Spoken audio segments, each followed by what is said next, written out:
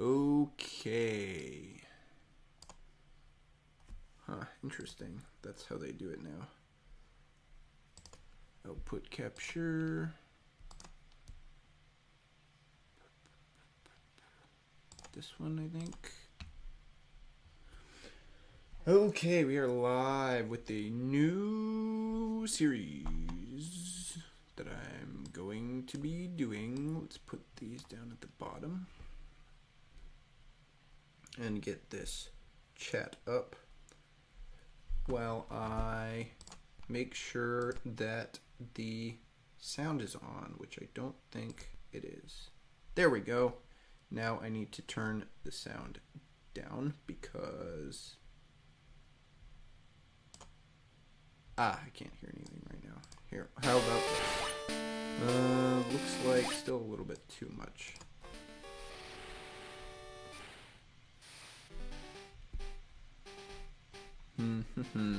Yeah, okay, that seems probably good. Make sure. Yep, volume, yeah, volume's normal. So, as you may have guessed from the thumbnail and the bunches of stuff I added to the screen for the stream, this is a new series that I am planning doing, where I'm going to play all of the mainline Pokemon games and talk about how they change with each iteration. I will also be playing all of the remakes of the mainline games in order when they come out. So as you can see, we have the little graphic over there that has all of the important ones on there that I'll be playing, and some of them that I won't. I've already played Legends Arceus and Scarlet and Violet a while ago on Minty Monday, so that I won't be redoing that. So we'll end with Sword and Shield, which is probably okay. Or actually, we'll end with Brilliant Diamond and Shining Pearl. I am playing that one. I'm planning on playing that one, so that'll be a good finale. But for this one, normally I plan to mostly talk about how each game changes from the last one. However, this is the first one, so we're just going to talk about what it is.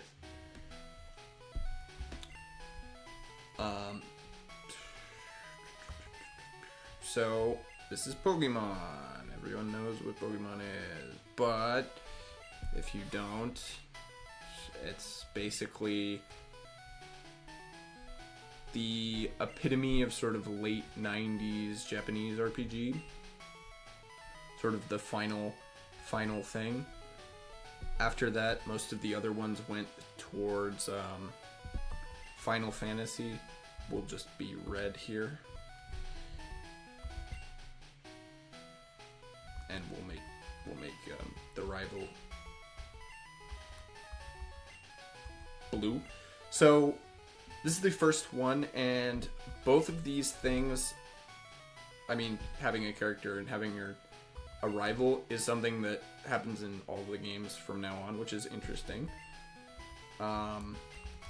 You also get a professor every time. However, they do end up shifting this sort of opening scene. It sticks around for a while. This sort of like, oh, here you go. I'm gonna exposition you for a while before I drop you in the game. They do eventually kind of change that, I think, if I remember correctly. Sword and Shield doesn't do that as much. But, they also include the Nintendo console of the time. This is also a recurring feature, although it's not really relevant to gameplay. Now, here we get the PC, which changes significantly with the next game. In this one, you can just withdraw, which we start with a potion in our sort of extra box. Deposit, we can put any of our items. And we can also toss, which means throw away, basically. Which we're not going to do that. And we're going to grab the potion. And at this point, we should look at the menus. Because we've kind of gotten a little bit of that from the PC. But this is the sidebar. The, like, start, X menu, which is pretty interesting. It stays pretty similar up to, I want to say, Gen 6, 7. Then it starts to get a little bit different. In Gen 4, they add the watch, which acts as an additional menu. But here we have Pokemon, which I'm pressing A, but nothing's in here because we don't have that. Items. The item bag for Gen 1 is basically just a list of all your items. So it's very classic RPG.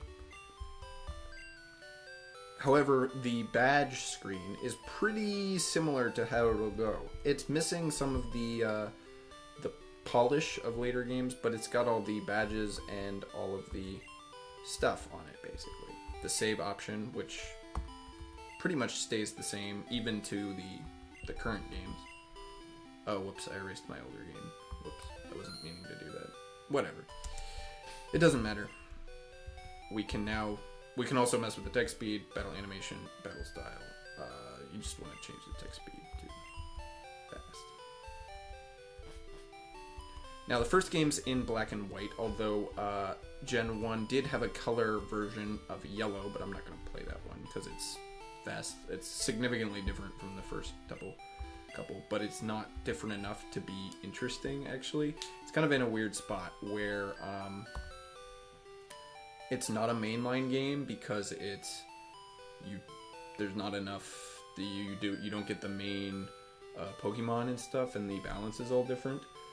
But it doesn't have any major advantages other than being in color to being to be a real change. You also always have a parent.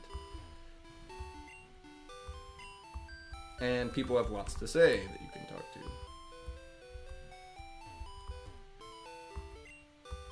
Now, the first game has a color theme going on with all the names of the towns. Palette Town is the first one, so it's a color palette, and it literally says, "Shades of your journey await."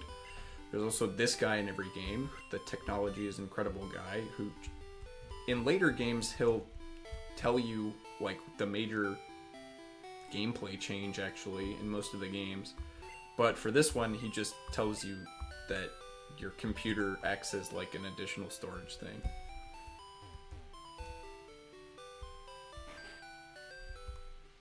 Here's the research lab.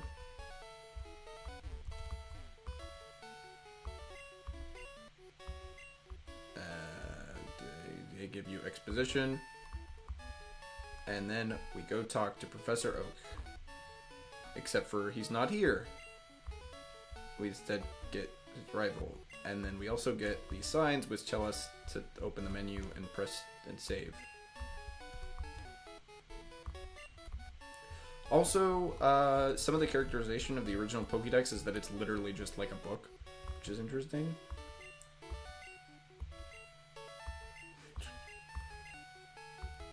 This is also I don't know if it's foreshadowing, really. I don't know if you could really call it foreshadowing, because they tell you pretty early on that you're supposed to, go through all the different areas.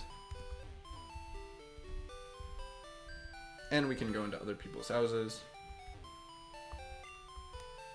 Oh, what's the book say? Interestingly, your house is the only one that has an upstairs. Ah, and we can see the town map before we get it in our inventory. The map in Gen 1 is kind of hard to navigate because it's a one-directional map in terms of moving.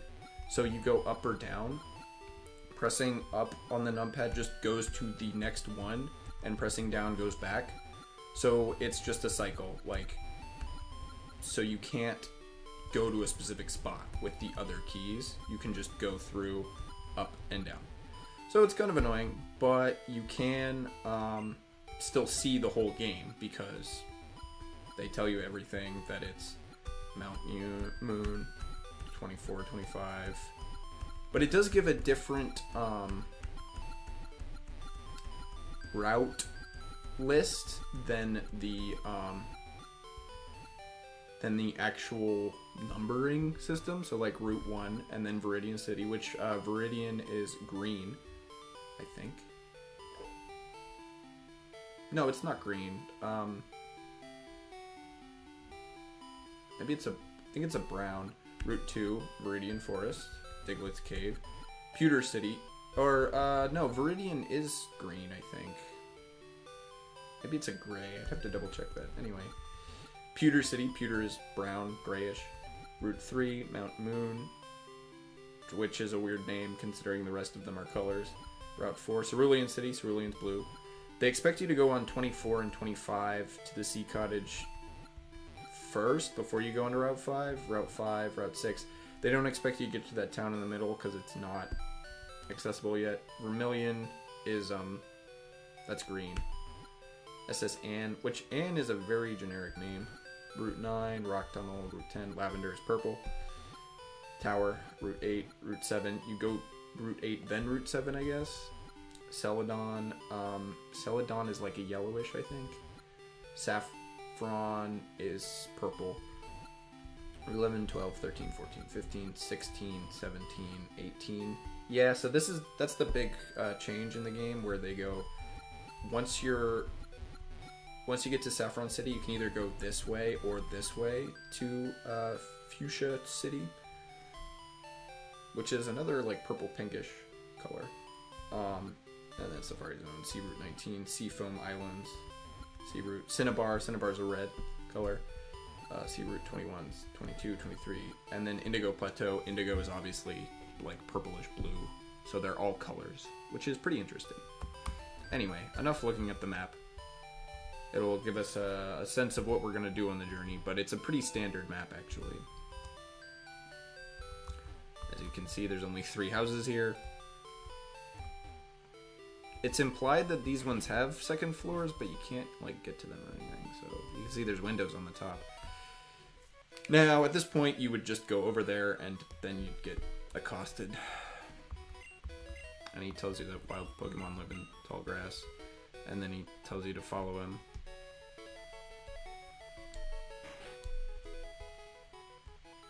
And then he lets you go, follow him.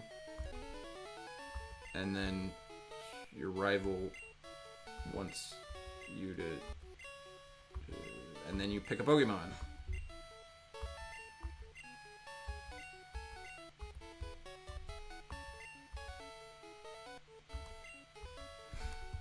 Now, you get to see them before you pick them, which is interesting because a lot of games would prefer to just sort of like, you pick one and that's it. Like, they don't expect you to actually choose, which is interesting. No. So we're going to look at all of these, even though I think I'm going to pick Bulbasaur. I usually go with Squirtle, but I think we're going to go Bulbasaur for this run because it's quicker to...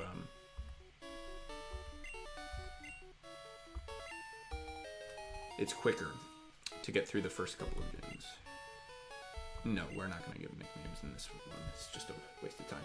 But the nickname feature, interestingly, is one of the reasons why like a bunch of stuff was cut from the game. Like the storage capacity wasn't enough to do the nicknames and a bunch of other stuff. So he always picks the ones that's super effective against your guy, which is interesting because you don't know that at that point. And here we can look at the actual Pokemon. The little icons on the side, there's only a handful of them, so some Pokemon have the same ones. Particularly birds. All birds have the same ones. All, like, monsters. There's a bunch of different, like, types, basically. But this is a plant one, so... And we see we have 4 stats, which is a lot less than later games. Gen 2 would change a bunch of this. Probably to make it the biggest change. But... in Gen 1, you just have attack, defense, speed, and a special stat. All the moves in the game are either attack or special, and then defense is just for both attack and special. And then speed just means if you go first or not. Bulbasaur is grass and poison, whereas the other 2 are both just fire or water. And everyone has a unique ID number, which is interesting. And it will tell you how many experience points you need to level up, and how many experience points it has. and it also will tell you the moves, but it won't tell you what the moves do. You can't actually check the moves yet, which is interesting. But in any case, when we try to leave, Blue says, fight us in order to give us a tutorial. Pretty standard. The sprite work on this game is incredible, and it's a real advantage. Here we get... we can switch, but we have no other Pokemon. We can item, which will just open up our item thing, and then we can try to run, but, well, here. You can't run from a fight. Same thing here. Tackle and Growl don't actually tell you what they do. Now, we know that Growl lowers the attack of the opposing Pokemon temporarily, and Tackle deals damage. He's going to use Scratch. We're going to use Tackle. At this point, neither... Ooh, see, they also do a really interesting thing where the whole screen shakes.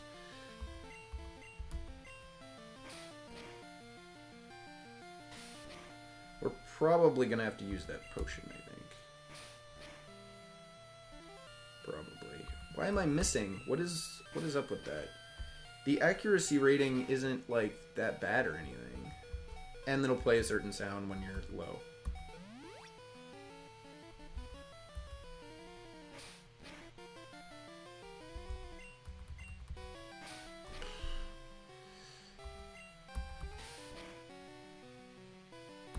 I'm gonna get mad if we lose this first one, because you're not supposed to, but this is probably one of the harder ones to win.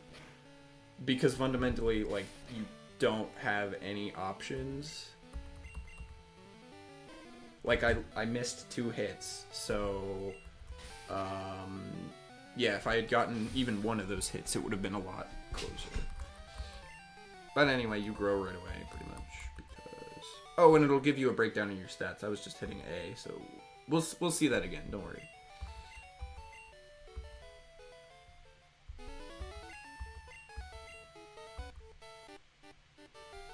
And he goes... That was an interesting sound effect it played.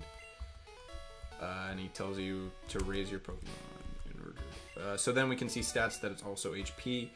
And then, so we can see our stats all went up at least 1, and I think most of them just went up 1. So it's pretty standard. So now we can go, and we can go into the grass. And we don't run into anything here. I will be kind of, not speed running this, but I'm not going to be talking to everybody and doing everything like I would normally do. He'll give you a potion. Good thing I talked to him.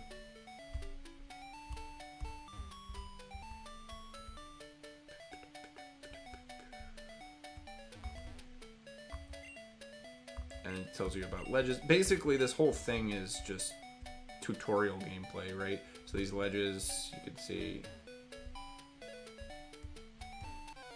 And here we run into our first wild battle. Now, normally we would have Pokeballs and we would be able to catch this, but we don't, so it doesn't really matter. So now we know that Tackle does what our moves do, but in practice, you would not know that. You would just have to use the moves and figure that out. Or see them used against you, right? But even then, you wouldn't necessarily know if they had additional effects, right?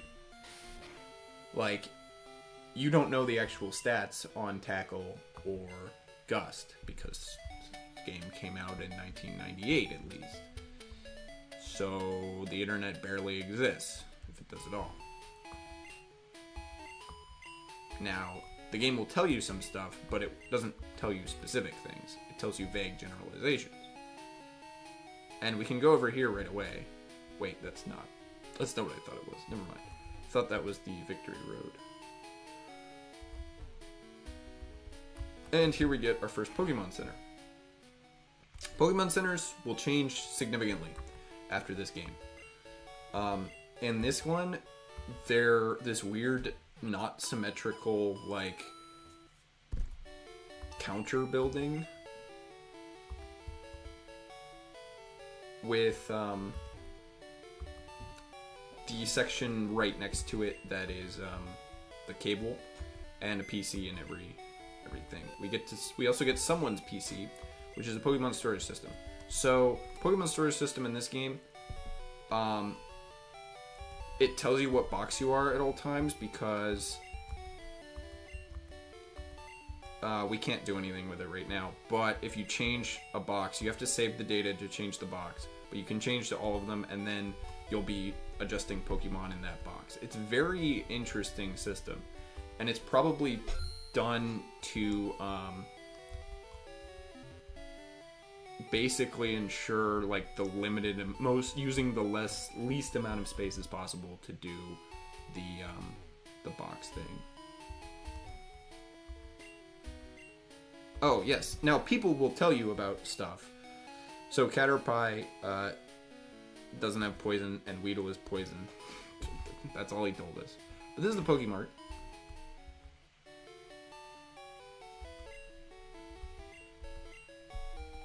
And you can't use the Pokemart until you come in.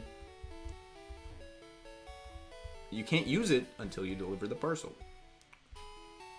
And you also can't move on, I think. There's a guy in the way. Yeah.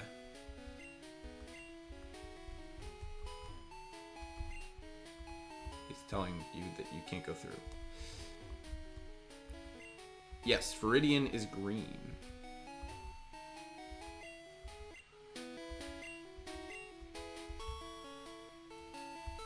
And we see the first tree, which we can't do anything with now, but later in the game, it does look suspiciously accessible, which is why later in the game we'll be able to use it. Same thing with that one. The game is very good at showing off what can be messed with later on. But this area right here is, this is Victory Road. We won't go down that, although you can access some of it, but you'll eventually get blocked because you need all the gym badges to actually get through anyway. So now we go back and we use those little ledges they already told us about. Ah, how funny is that? We can use these ledges to get back without going in any of the, well, except for, nope. We can go without going in any of the tall grass except for this stretch at the bottom.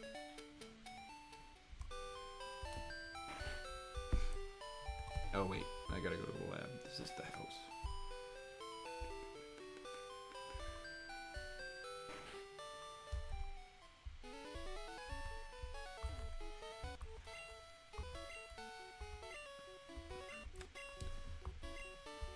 This is a common thing, actually, that the first, like, mission will be just to go back and deliver something to the professor.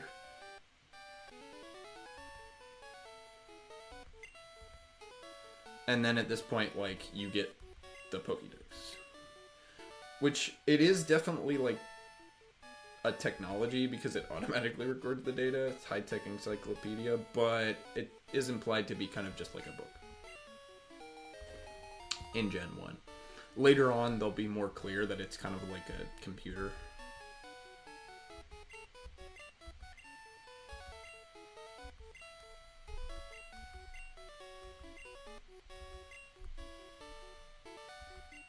Now, in this game, you do get some minor... Oh, yeah, and he tells you not to... The rival in this game is probably the most antagonistic, I would say. One of the most antagonistic ones. Not because of, like, the things he does, just because, like, he's mean to you all the time. And something I missed in the character creation, or character screen at the beginning. You didn't have any choice of your character. By the end of the second generation, they will have added the possibility to choose between a male and female character, and then eventually they'll switch it to more customizable, although still nothing like the, I mean, right, this came out in 1998.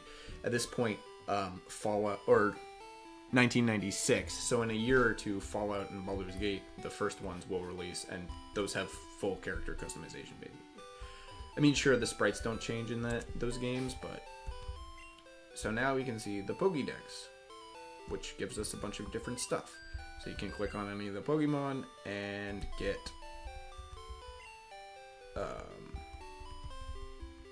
data, which you can't get all of them unless you trade people, which is interesting. Cry, and it also tells you the area. For this one's area unknown, and they're all called nests, which is interesting. Area, it'll flash and tell you that Pidgeys are everywhere.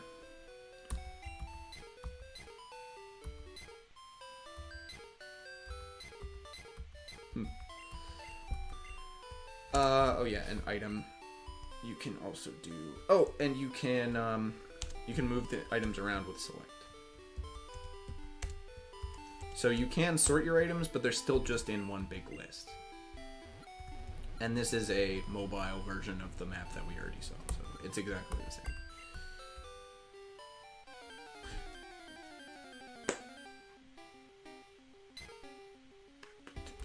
So... At this point, we're just moving on. We have a vague goal to to see all the Pokemon, but we have to actually get to the Pokemart before we can sort of realize that goal in any sense. So right now we're just going to fight. Okay, level 7, we're gonna see the stats. Oh, it was there for half a second. It was like 14, 13, 12, 12, I think. But Bulbasaur also learned a new move, which we don't know anything about yet. But you can see the speed is low.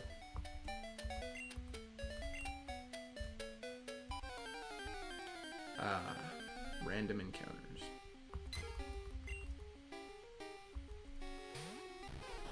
There's really no... Oh, I should have used Leech Seed just to see what it did. I know what Leech Seed does, but, you know, for the purposes of the video.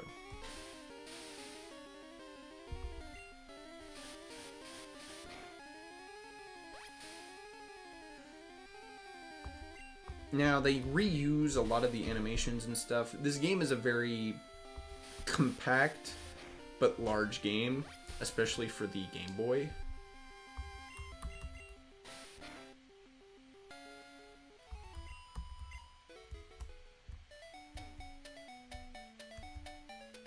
Ugh.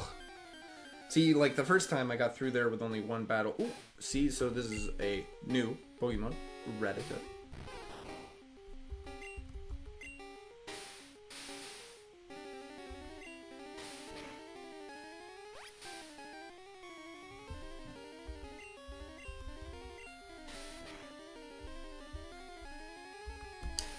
And all these guys are really low level, but...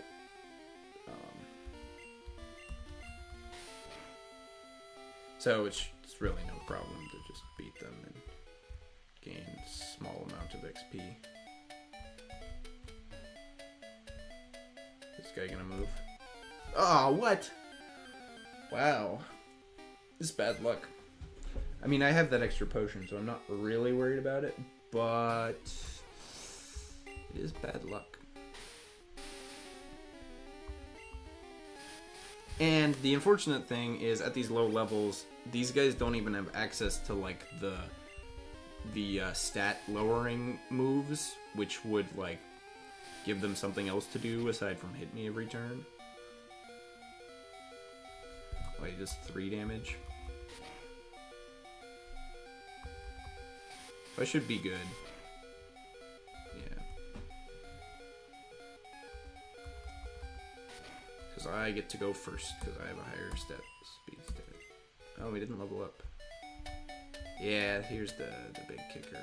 Ah! Alright, we're gonna have to use the potion, probably. What are we at? Yeah, 3, okay. Just potion. Which, I mean, to be fair, that's basically why it's there. And you find out pretty early on that the potions are only like 20, and you know.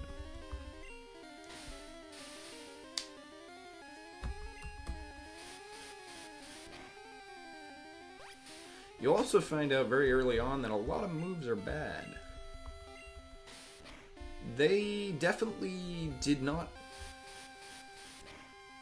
They knew how to balance the game pretty well, in the sense that they did make things that were bad. Like, they did understand that in order for some things to be really good, you do have to make a bunch of other stuff bad. So, especially, and that goes for not only the moves, but the types. Okay, so here, level 8. So now we can see attack, defense, speed, special. These are new stats. It doesn't tell you the improvement yet. It'll do that in Gen 2. But having the new stats is relevant, because it does kind of give you the breakdown of, oh, what's going on. Now, you have to get a certain distance before you can use the cable, link cable or whatever. Now, I'm not going to try to do the link cable at this point, because I have not tested it, so I don't know how that would work. Oh, but we do need to go into the Pokemart in order to purchase some items. Now, at this point, we can purchase Burn Heal, Paralyze Heal, Antidote, or Pokeballs. Can't purchase any potions. We're going to buy 5 Pokeballs.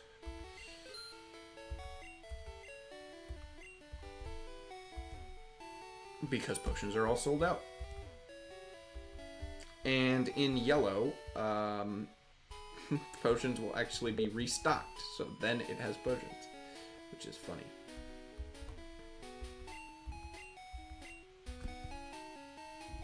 So that lady gives you a hint on where to go next. Yes. That guy will give you a tutorial on how to catch Pokemon. Now this is the city gym, which we don't know about yet, but the Pokemon gym is always closed. And he wonders who the leader is. This will be the last one we get to, but we're not going to get that today, because I'm not planning on playing the game for like 4 or 5 hours. Route 2, Viridian City, Pewter City, but we have a map now, so we know vaguely where everything is. Getting through the Viridian Forest is surprisingly difficult, actually. We'll say that.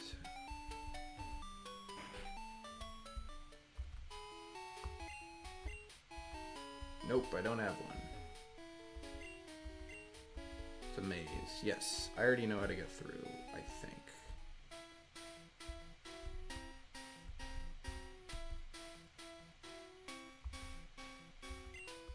Oh yeah, I probably should have grabbed some antidotes. Whatever. It's this way, I think. Oh, no, never mind. But I got a Pokeball. Ah, right. I remember now.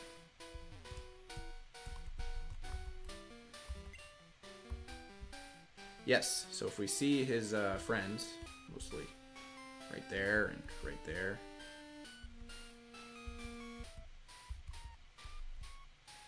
Now we can avoid them by taking longer routes.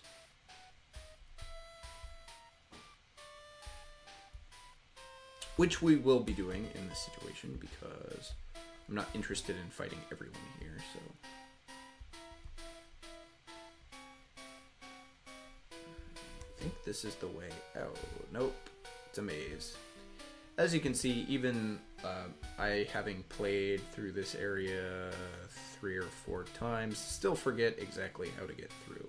Mostly because they need you to go through a bunch of tall grass, and yeah. Yes, it's right over here.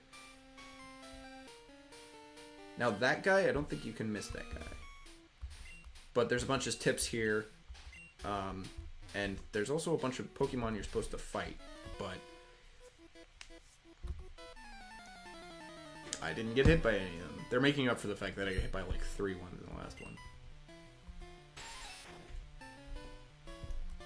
Ah, this Pokemon is stronger than me. I don't think Leech Seed will be good. Now he's got String Shot, which is good because String Shot doesn't really affect anything in this situation. I'm already going slower than him. So hitting him with double attacks is good. The bug Pokemon grow quickly, but they never get good moves, basically.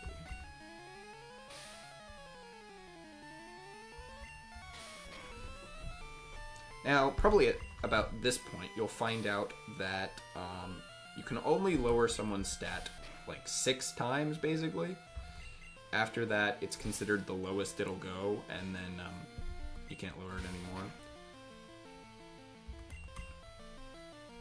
See, it failed because he already used it 6 times. So, yeah, that guy was bad. But I don't know if he had any other Pokemon. Now, our special attack is very high, but our speed is particularly low. And you get money for winning.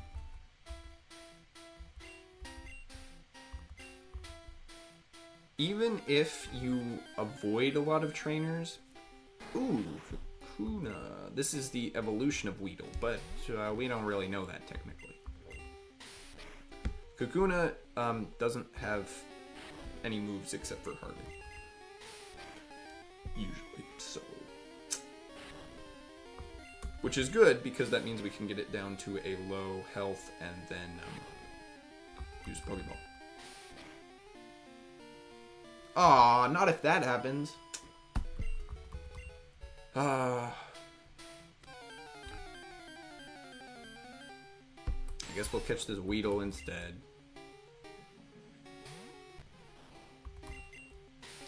You do want to have more. More is always better. Poison Sting. It's not very effective because I'm also a poison type.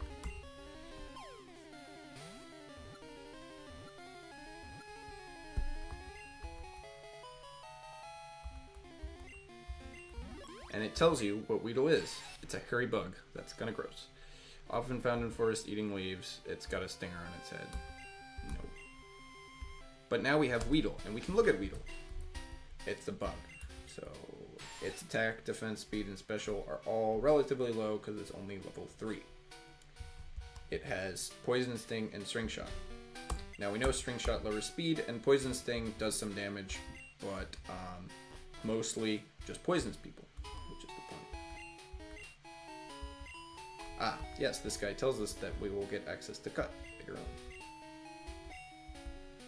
And this guy tells us that Pokemon live in certain areas. Which we already kind of knew.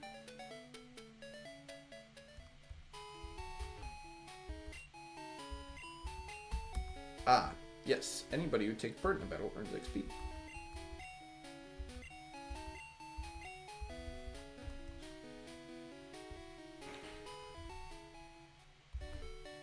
Now we get heal. Now we have 2. Getting up to 6 is good, but it'll take a while. And we also see a Jigglypuff. And it sings us a song. Cool.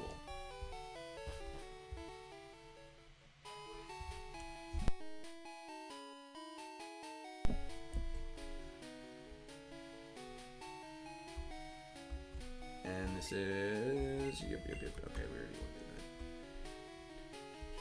Now what we really need to find is the... No. Ah, it talks about Repel, which will prevent you from getting attacked by weak Pokemon. Pewter City is a stone gray city, because pewter is gray. I've always well, no, pewter's gray. Thieves have been stealing Pokemon fossils at Mount Moon. Please call the police. Oh, I accidentally said yes when I had not checked out the museum. Anyway, let's buy potions. Potions are pretty expensive.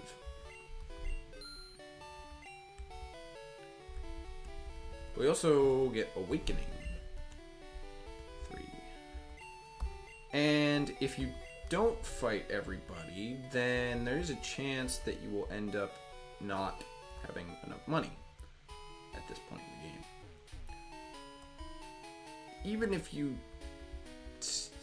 It's pretty hard to actually run out of money. You can also spend money on children's tickets to the museum, and it'll give you the fossil for Aerodactyl, which is really good. And then Kabutops. Both of those Pokemon are like good in the game, so especially Aerodactyl, it's quite good.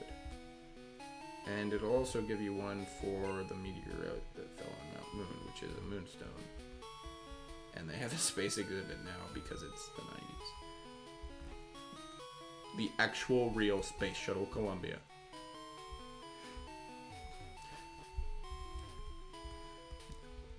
There are some things in these games that are just like, yeah, this was the 90s, I guess. That's why they put a space shuttle in their game.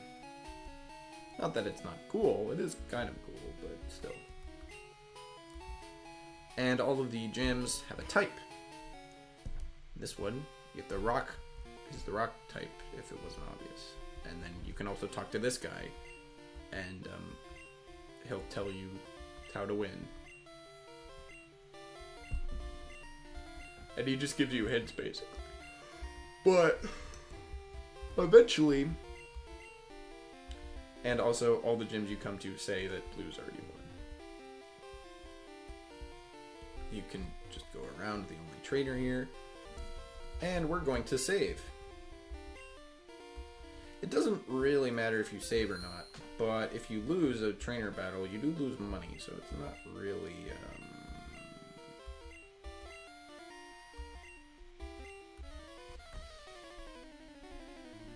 I'm going to lose here. As you can see, if you don't fight everyone, you're not really prepared, right? Geodude's level 12 and Bulbasaur is only level 9 at this point. Now, Grass is good against rock and ground, and his Pokemon are not incredible or anything, but to say the least, it's probably going to be a bit of a grind here that he's probably going to win.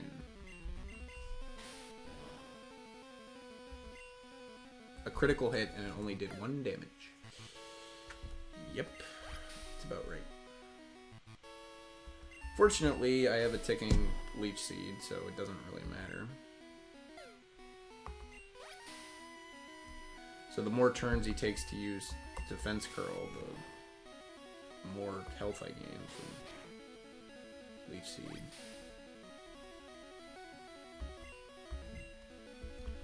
And I think it does make sense to growl a couple of times since I'm this low level.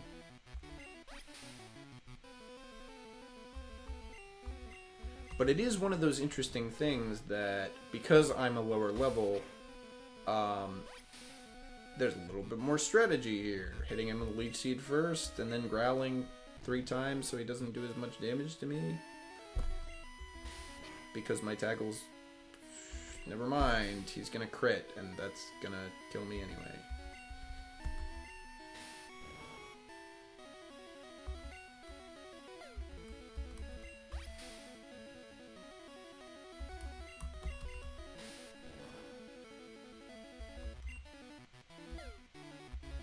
His defense is gonna stop rising soon.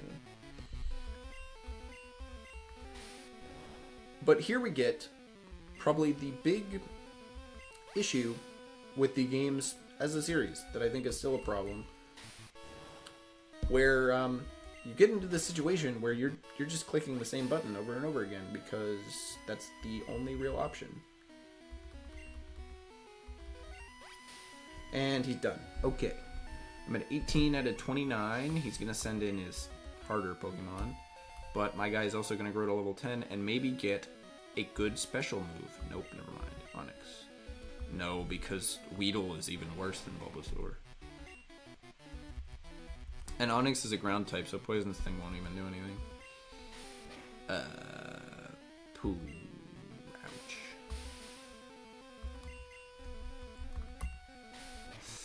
this just gonna... Nope, it doesn't kill, which is good.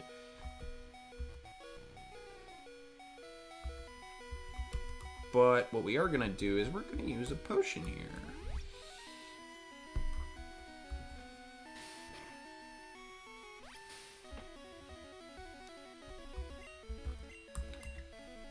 Ah, Screech. This is a new move, technically.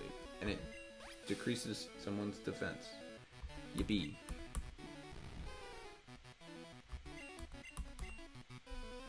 Ah, bide.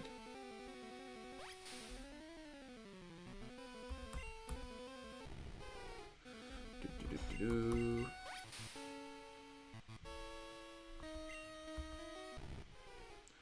So we've used Growl a couple of times. Let's tackle. Unleashed Energy. It missed.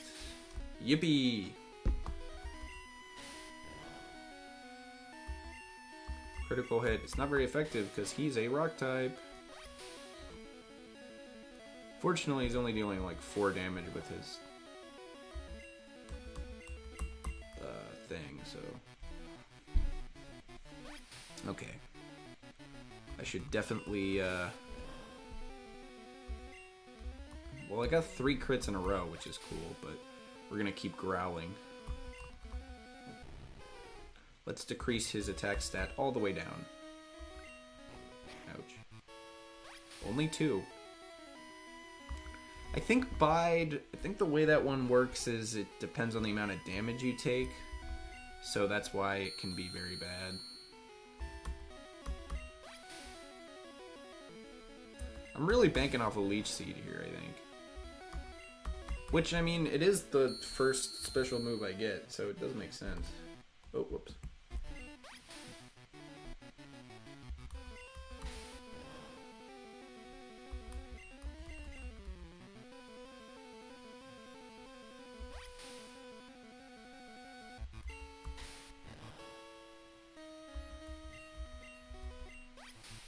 I think... Ah, yes, okay, Growl has tapped out. But it doesn't really matter because Leech Seed is going to kill him anyway. We also get the problem here that Bulbasaur is now highly over-leveled compared to my other Pokemon. And we get the first badge, which increases all our Pokemon's defense. More powerful. You can now use Flash at any time. What is Flash? Who knows? He also gives us a TM. Technique. It's good only once. Contains Bide. Absorb damage in battle, then pay it back double. Yes, so any damage you take gets doubled to the opponent. And he tells you to go to Cerulean City. Now, we didn't really know to go fight this guy because nobody told us. But if you... there was a high indication of that. And the games are pretty clear that they want you to kind of do everything, basically, right? They want you to fight all the trainers, they want you to get all of the Pokemon, and all that stuff. So,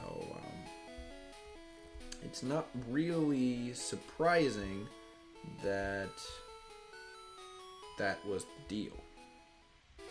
Now here we go to the next route, and that lady's gonna try to attack us. So we're gonna roll back for a little bit.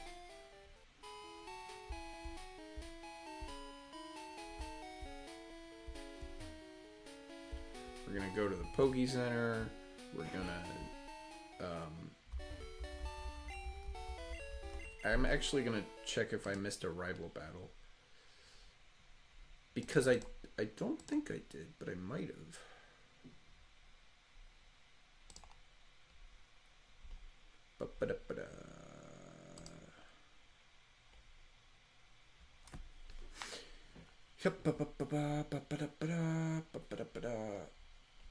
Starter Pokemon.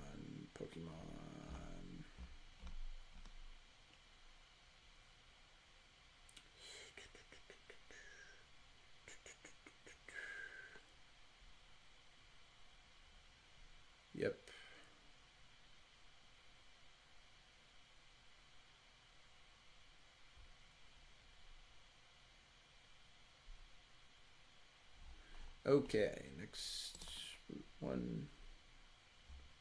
I don't think I missed one because maybe there's one right after Viridian City that I'm supposed to go to.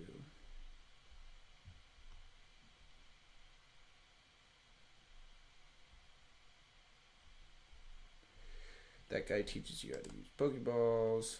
Yes, it wants you to go to Route 22.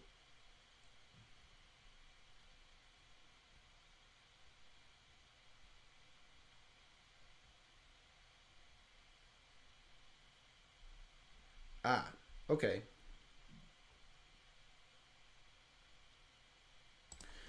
We did miss a rival battle, so we're going to go back for two reasons. First one is our guys suck, so we're going to go back and train them a little bit by going through Viridian Forest again.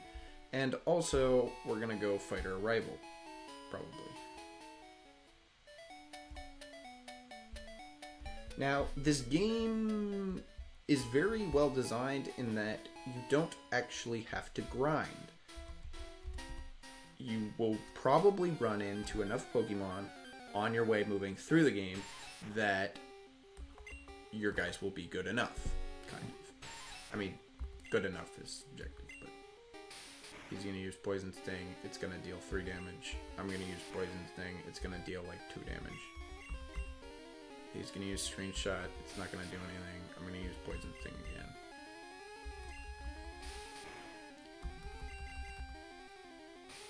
Oh no, he got the string shot off.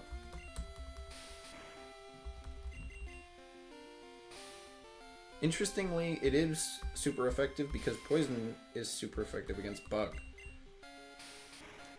And it's fine effective against Poison, or like, it's not a major concern either way, so. Now we're gonna switch out with Bulbasaur.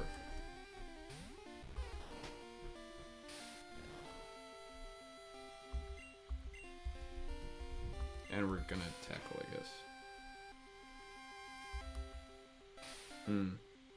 String Shot, not good. But also not super relevant. 18, yay. Ah, there's a potion.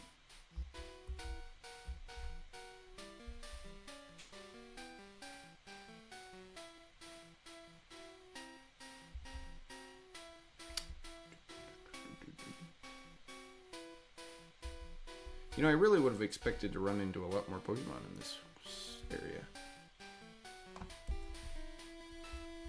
But doesn't look like I have.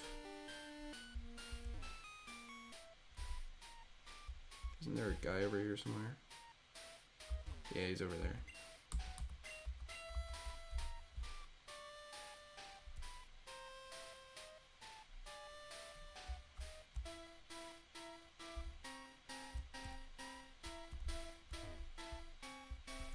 Do I have to fight this guy?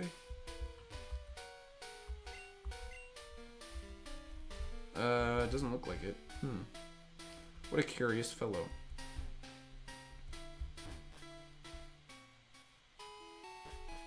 Also, the fade in and fade outs are surprisingly, like, effective. I mean, like, other games would just sort of,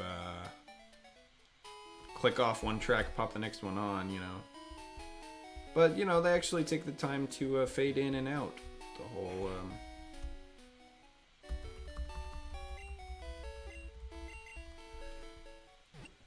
actually take time to fade the one track in a little bit and the other track out a little bit.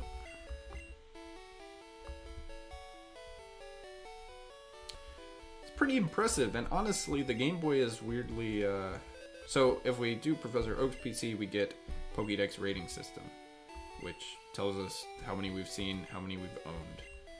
And it tells us that we still have lots to do, which is unsurprising. We could have guessed that, you know. Come on. We've only caught 2. Like, it's not a big thing. Now, since I've already deleted my main game, which I might be able to go back to with a loaded file, but whatever.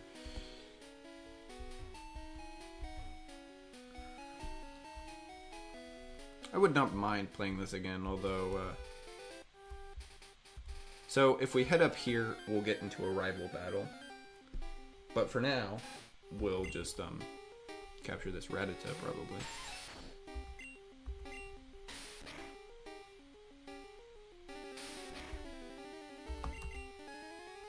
Tail Whip, which lowers defense. Tail Whip to lower defense. You shouldn't be able to one-shot me. Although, oh, he's been poisoned. Nice. Now we're going to use a Pokeball. Poison doesn't really help with the Pokeballs, I don't think. It's mostly paralysis that helps. One of the interesting things, though, they, the Pokeball decision basically changes every generation, which is really funny. Oh, also, this is an effect. Rattata is taking damage from poison while we're out here. And if we keep walking around, Rattata fainted because it was poison. It's, you know, it's the little things to add into the game, right? Like, they didn't have to go, oh, when you have your Pokemon poison, they still take damage outside of battle. But they did anyway. And what's more, they didn't do it and say, oh, well, then they won't notice. They did, okay, we're going to add a little thing. They didn't have to add that thing. What if what happens? Ah, yes. So some Pokemon aren't able to learn certain TMs. But it still doesn't tell us what the move actually does. Which means that Brock telling us that it doubles the damage taken is actually super relevant, and the only way you would know what that move was before giving it to a Pokemon.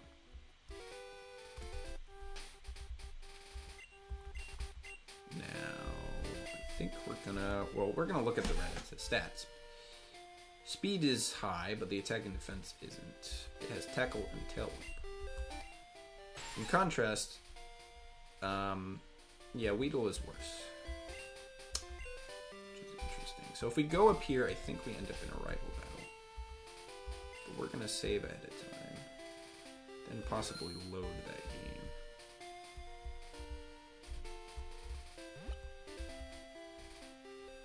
I think it's right here. Maybe? Nope. There's definitely a rival battle somewhere around here. Maybe right before the gate? Maybe I already missed it because I went on and got the gym badge. So you need the boulder badge to get through the first one. Only if you have the Cascade badge.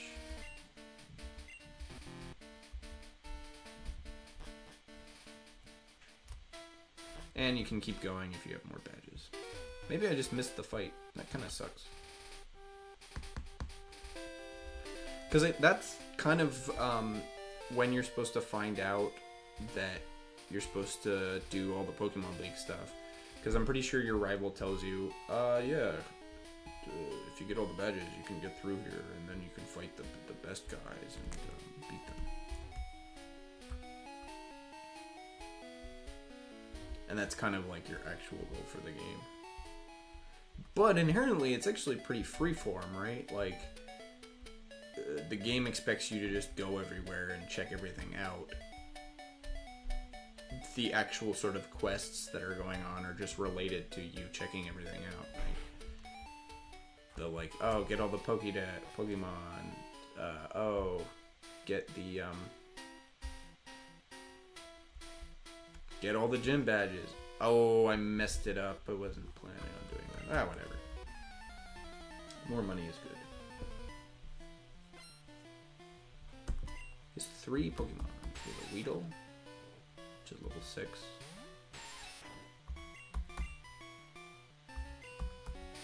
Interesting choice. Super effective and did nothing.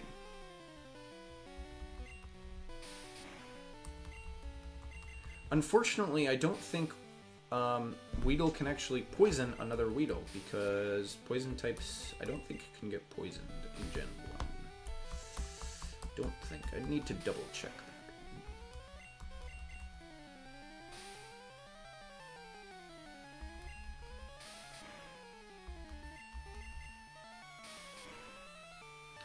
Ouch.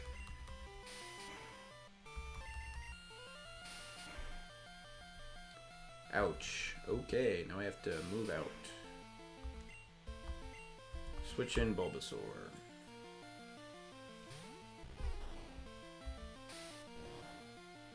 Poison is not effective against grass.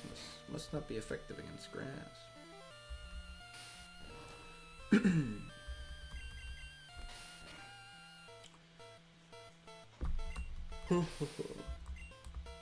Ah, good. Weedle is growing to level 4 and now has slightly better defense.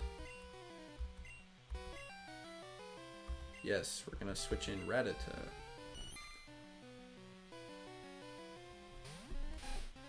Rattata is also level 6. It used String Shot. How pointless. Let's see if we can out-tackle him. No, well, that was a crit, so maybe we can. Especially if he uses a bunch of String Shots. Yay, String Shot. Keep using String Shot so I can stomp you and get lots of XP for beating a level 6 thing with a level 3 thing. Oh yeah, we got it. Oh yeah, we got it. Alright, he's gonna go up like 2 levels maybe. 67. Oh, he only went up 1 level. Ah well. Oh no! My Caterpie sucks.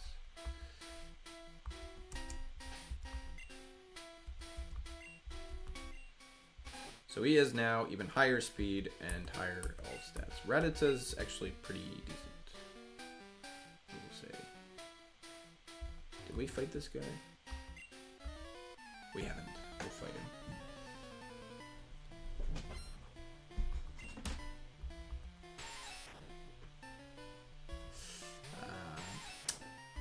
I don't like it.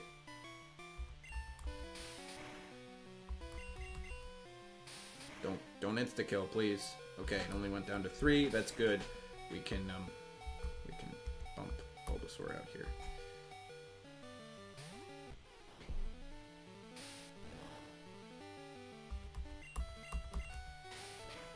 How much is this gonna do?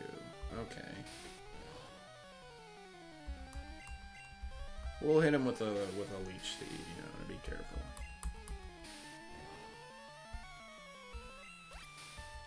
Now, because they don't tell you how good any of the moves are, they also don't tell you that you get a bonus for attacking with...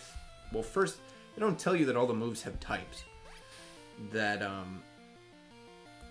well, they kind of do tell you with the whole, you know, super effective thing.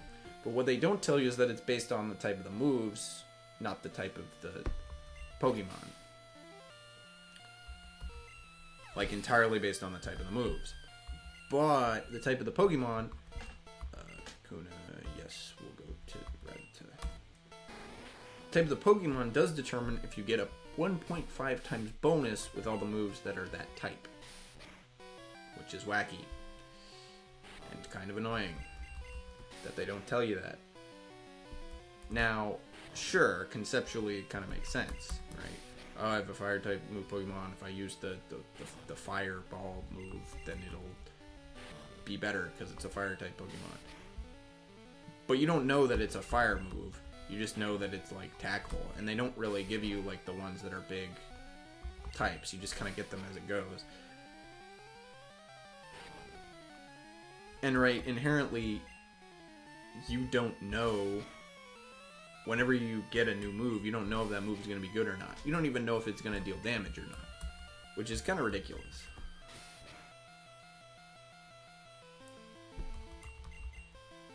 Starting in pretty sure in Gen 2 at least, they go quickly to give you the ability to see what the moves are. We're gonna stick with Rattata here because Rattata is doing well.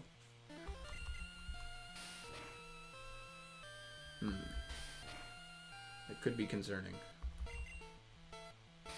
But if he's gonna keep using Strength Shot, we're going to be gaming.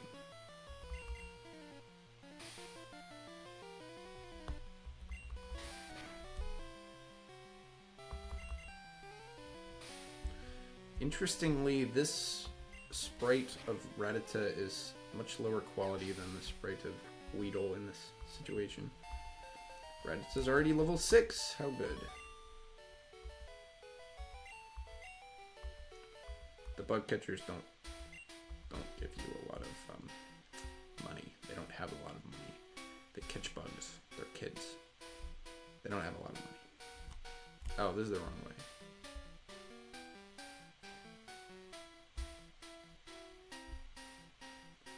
I'm surprised I'm not running into more stuff here.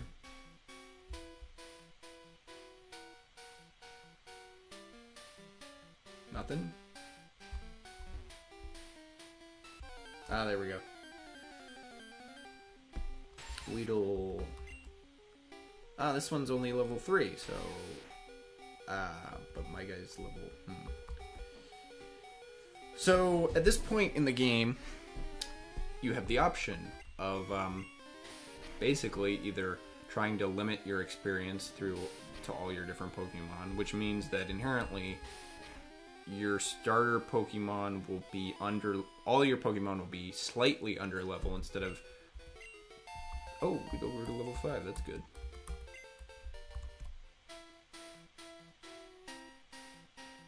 Right, so we just went against Brock, basically. And if we check the levels of his Pokemon, I'm pretty sure they're all like level 9. One's level 9 or 8 or whatever, and the other one's level like 12, 13, 14-ish. So we're not even on par with him for our top guy, which is our starter. But we still managed to beat him.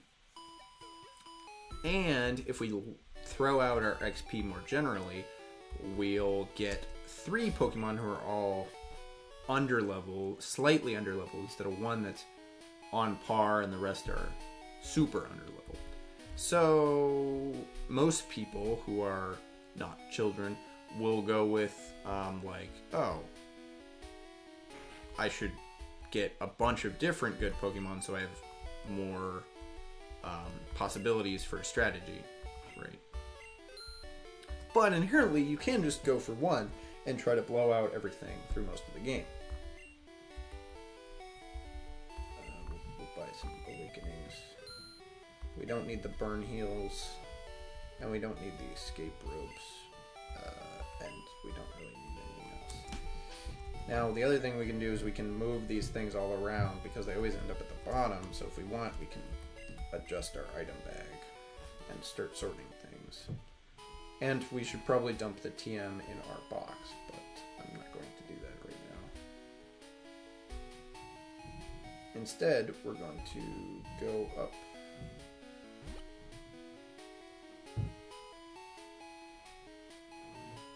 Oh, right, I can't actually get up here yet. We're going to continue on to Mount Moon. I want to see if I can get to second. Don't know exactly when I'm going to stop playing. Second gym, maybe? Mount Moon is, oh, right. So, lots of people around here. That you have to fight some of them. Right. You actually have to fight a couple of them. I guess this guy met us in Viridian Forest. Oh, he's one of the bug catchers that we met in Viridian Forest. Oh, whoops.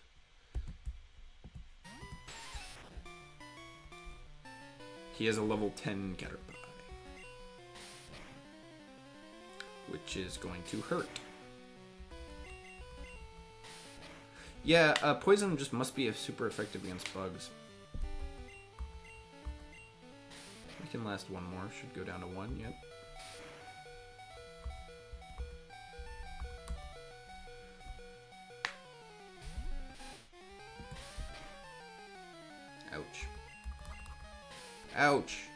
with the double hit.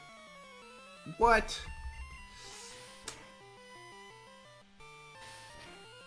I'm gonna end up splitting it 3 ways.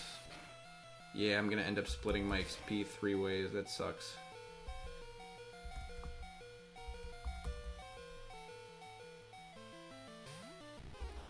Splitting the XP is not good. You actually want to avoid that as much as possible because it splits it evenly. And obviously these guys are not all at the same level, so it's kind of pointless. No, and now we have to stay with Bulbasaur, basically. Oh, we don't have to. We could switch back. The whole missing attacks thing is not great. I mean, when they actually affect your accuracy with, like, a accuracy-affecting move, like Sand attack, then it's like, okay, you've done this, and then this is the thing you're trying to pay off. But when you're, like, just using moves, it kind of sucks. And it's because Tackle has, like, 95% accuracy instead of 100, I think. But still kind of silly, I think. Now here, we're actually going to switch in Weedle and then switch out immediately. Turn 1. To get free XP for Weedle. And also to reset all that string shots that happened last time, because I don't need that. Whenever you switch a guy out and then switch him back in, he doesn't come in with all of the stat changes that were on him before. You switch somebody out, stat changes go away.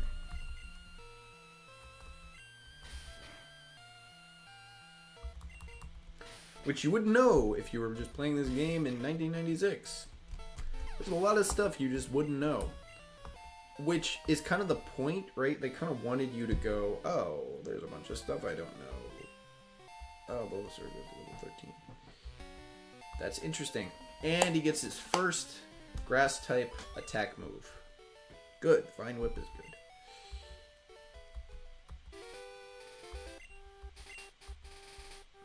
There's other Pokemon than Bug-type. This guy likes shorts. Also, starting the tradition of insane NPCs. I should have just went back and healed up all my guys. Oh well. Oh, you can also move your moves around using the select key.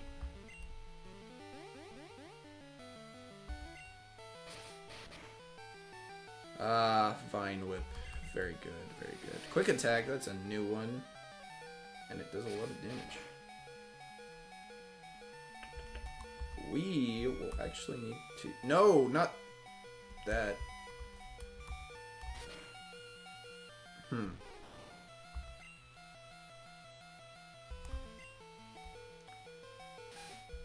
I did not want to use the Pokeball. I wanted to use this potion. Now we don't have Bulbasaur, which is concerning. Because that guy does like half the damage in one.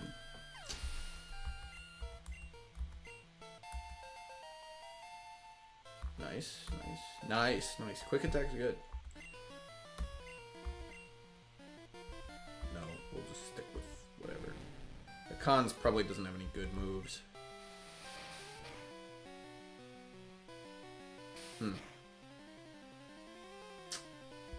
Well, time to use another potion. Fortunately, Poison Sting doesn't do as much damage as... this is concerning.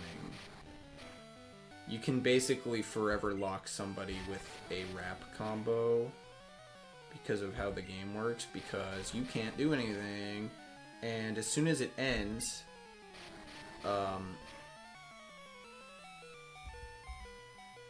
use another potion, whatever. As soon as it ends, he'll use it again. Now, if you can go quick, if you're before them, then you can get a thing in. So that's why I'm gonna keep using quick attack. But if he uses it again, it'll be annoying.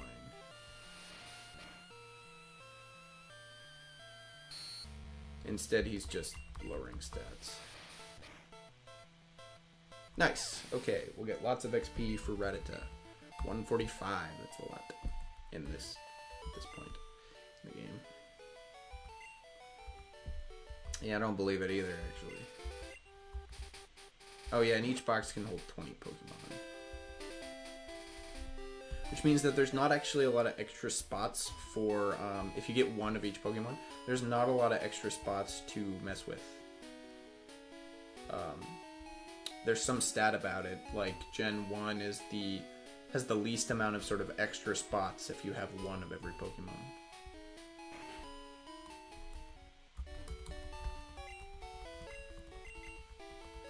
I would like to get 2 or 3 more Pokemon, but I've not run into any new ones in a while.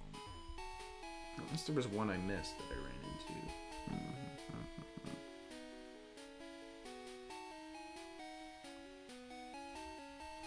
I do want these streams to be longer, so I'm not automatically going to cut it off after an hour like I do the other ones. Yeah, so you can see you have to fight a bunch of these people. You have to. Yeah. Oh, and actually you have to fight both of them now. If you try to miss them, then you have to go around because this lady won't move.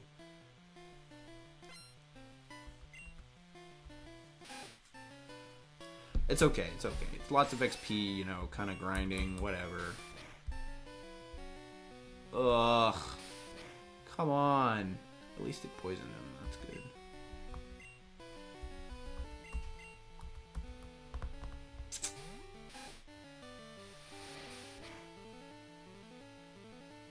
Wow. That's a lot of damage. He's gonna use it again. That means I'll have to split up my thing 3 ways. My XP.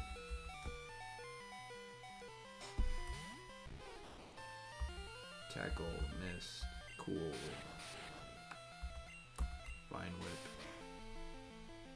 Ugh. Also, once a Pokemon has a status effect, you can no longer see their level, which is an interesting little wrinkle that doesn't really matter, but is interesting. Send out Weedle first.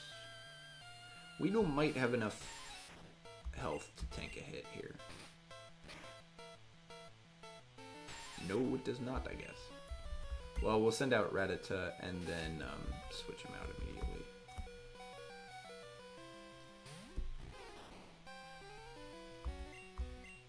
I'm interested to see if Vine Whip is super effective here. I don't think so. Yeah, it's not going to be very effective because grass is not effective against poison, which is weird.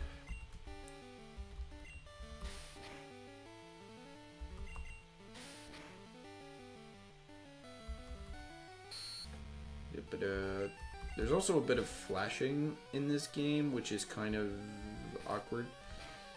It's certainly... Oh, it does so much damage.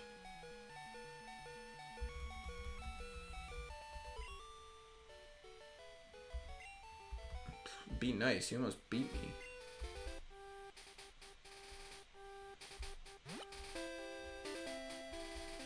It hurt me so bad I might have to go all the way back after one battle. I should also probably buy some more stuff from the Pokemon. Need more potions.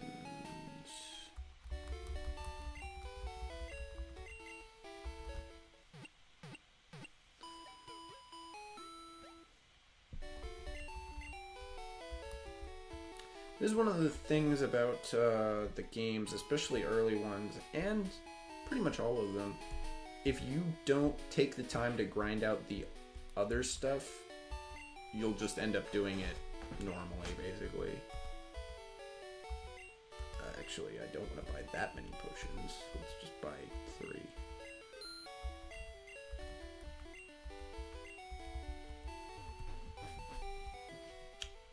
like, because I didn't go through and grind some of the Viridian Forest, right, I'm kind of behind now that I'm grinding all of these guys. So it's just, like, I just have to grind them now because, although we can go around that one guy because, but that guy will still attack us.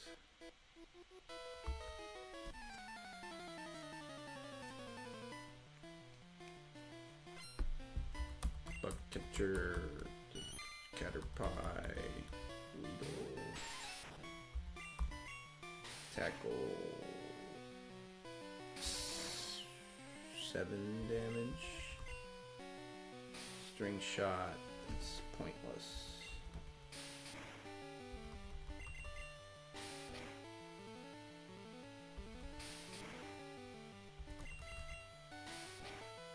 Don't, yep, okay, we're good. Ah, poisoned. Nice. Would have been better to get that earlier, but switch out right.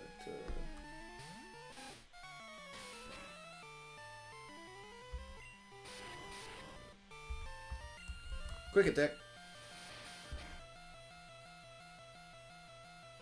String shot. Quick attack. Whoop. Weedle is level 7.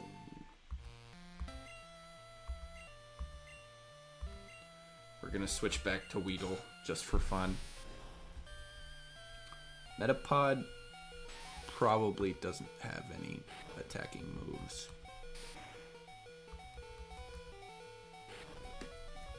All of the like Caterpillar Cocoon Pokemon don't really have attacking moves. Even though, like, if you get a Weedle, he'll have a Poison Sting even when he evolves into Kakuna. But if you find them, like, in the actual game, like, as a trainer opponent or like a wild Pokemon, they usually don't have them. Or they just, like, don't choose to use them, I guess. It's a weird AI thing, I guess.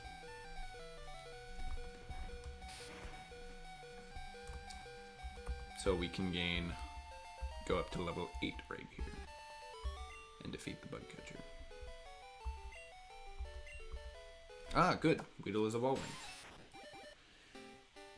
Now they don't tell you this, but you can hold B right here to stop them from evolving. But evolving is almost always good. So.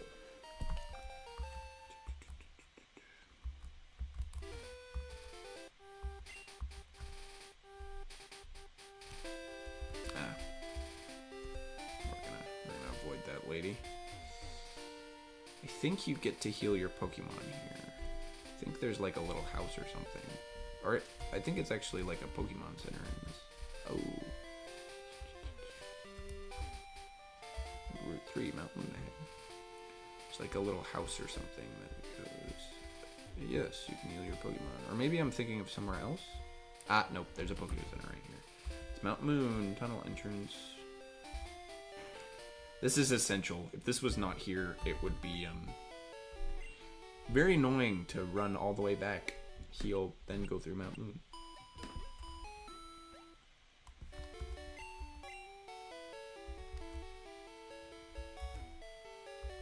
Team Rocket it's always in the news.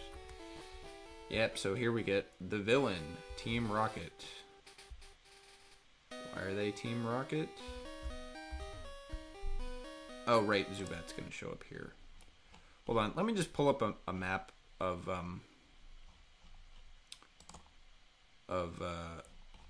the Mount Moon so I can just kind of go through this quicker because I don't want to bother to go through left, A, B, C. Which one do we want to go? Ah, right. A to D.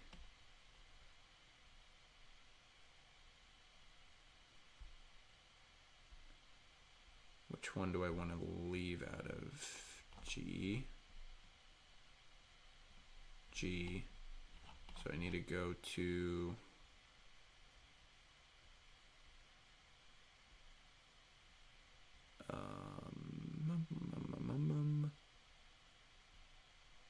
F. which is that one, which is C. C. Okay, so I need to go through. Oh, should have known. Should have known. It's on me. It's on me, lady. She's only got one. It's a Clefairy.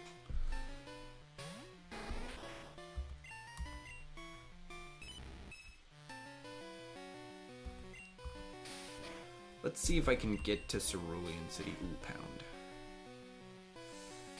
Ooh. Poisoned.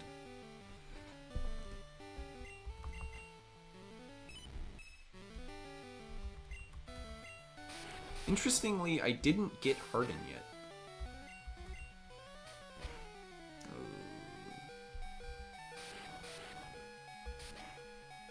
Alright, switch to Rattata.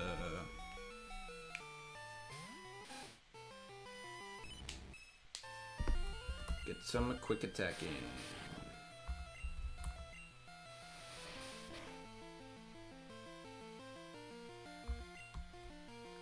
Cool.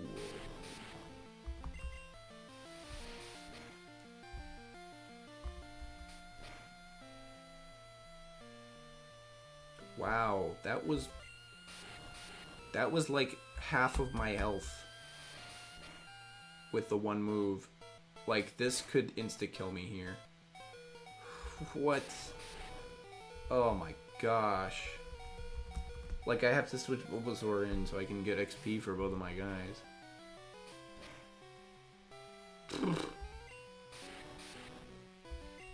That's ridiculous. That's ridiculous. Ridiculous move there. It didn't kill. And you're done.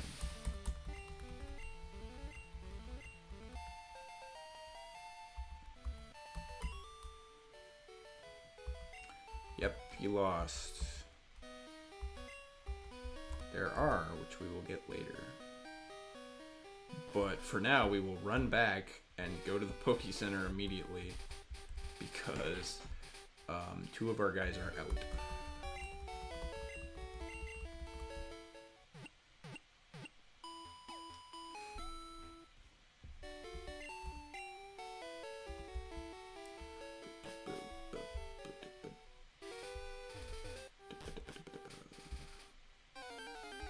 Ha! Okay, so at this point, we'll probably catch the Zubat. Zubat is not actually very good, but it is not terrible. And more Pokemon is better.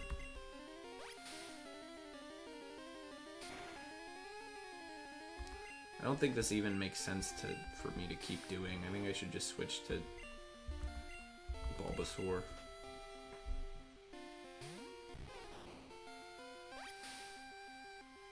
It's not gonna work.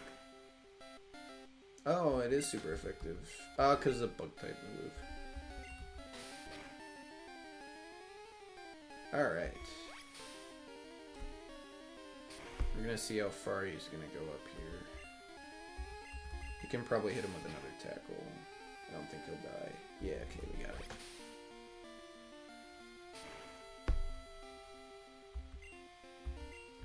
Alright, hit him with the Pokeball. We should get more Pokeballs, actually. Yippee! He's a bat. Like, it's just a bat. Also, one of the things that is interesting is that, you know, the complaint across all the games that, especially for newer ones, oh, these guys are they're lazy. They just made this one a cat or whatever. Like, Gen 1 does have that to a certain extent. Like, if we look through our guys, Kakuna is just a caterpillar cocoon that turns into a bee. I mean, sure, turning into a bee is weird because bees don't really do that, or a wasp. Bulbasaur is interesting. It's like a little guy with a flower on its back. Rattata's just a rat, and it turns into a different rat, and Zubat is just a bat that turns into a different bat. So, Yeah, they're like Pidgey's just a bird. What does Zubat even have? Poison flying, leech life. Or we're gonna put him first because he's only level 6. Yay. Ooh, a Geodude. Geodude is good, and we want him.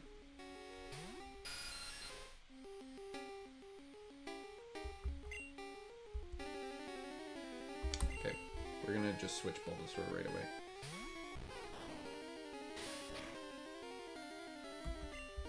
We're not gonna use Vine Whip, because I think that would insta-kill him. Oh! We are gonna use Vine Whip. Even if it insta-killed him, that's annoying. I'm sure we'll run into another Geodude at some point. This cave is big enough for that. Ah! Got me. Let's check the map actually. Floor 1. Okay. Oddish.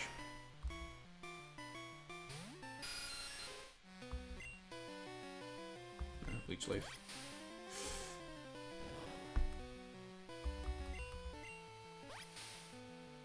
What do you think? Can we sort of like... Oh yeah, we can. We can totally beat this guy. No questions asked. Like, that's a 5-level difference, and it doesn't mean anything because of super effective stuff. Which is how you're supposed to play the game, basically, right? You're supposed to go, yeah, my guys are all slightly under-leveled, but I'm only going to be using super effective, and thus we will we'll do enough damage to beat you no matter what. Like that. Level 7. Bellsprout. No. Bellsprout is very weird. But inherently it's just kind of a plant. So, since we're doing that. It's got weird eyes though, I'll say that.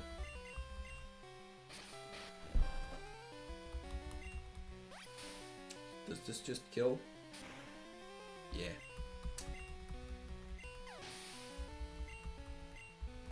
Level 8 already.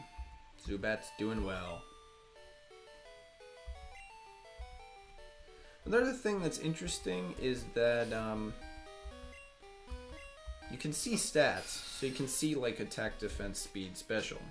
But you can't change them with these, like, you can't change Zubat's stats at this point in the game. And for most of the game, you can't change them at all. So it's kind of like this weird, like, well, sure, I can see that he has bad speed, but I can't actually do anything about it. So do I have to fight this guy to get down there? No, I don't. But I'm gonna grab this. The Moonstone. That'll be useful at some point if we get the guy that uses Geodude? Zubat.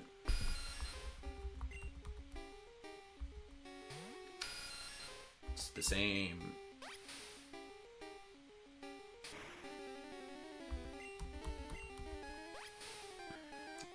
Great. He got a critical. That sucks.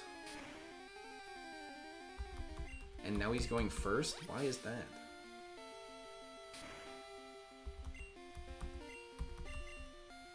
How is he getting ahead of me in this? I went first the first round, but now he gets to go first? I mean, if I get a crit, it'll be okay. Oh, there we go. So now we're even. I'm gonna run out of leech lives to use, though. I only have, like... I'm already down to, like, 4 or 5, I think. Yeah, I only have 4 leech lives left. So Zubat's gonna very quickly become useless.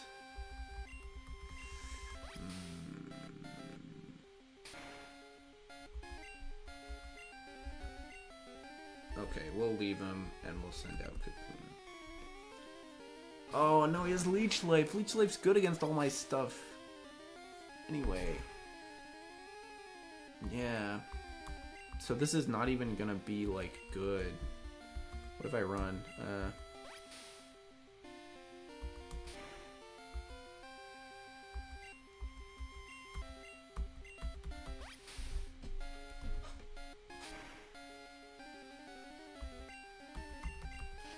There we go. That's annoying.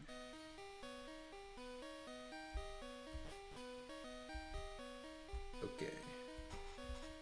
Let me double check the map here. We pop out here, we go down there, we go all the way around. We're gonna avoid. These guys are all Team Rocket guys. I'm not going to fight them because I don't have to. Geodude. Okay, Leech Life. We're gonna use up our Leech Lives here.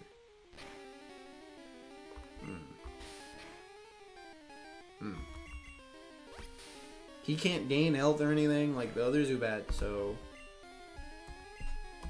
every little bit counts. And it doesn't really matter if Zubat faints because he's useless anyway, because he only has the one move, and yeah.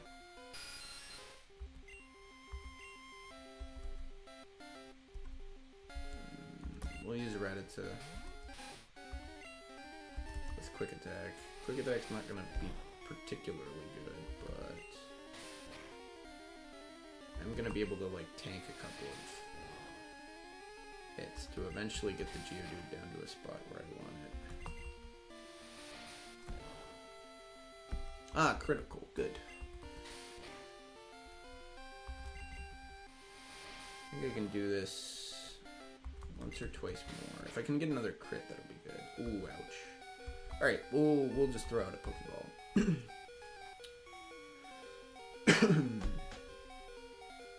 Ah! So that's done. We almost need to leave.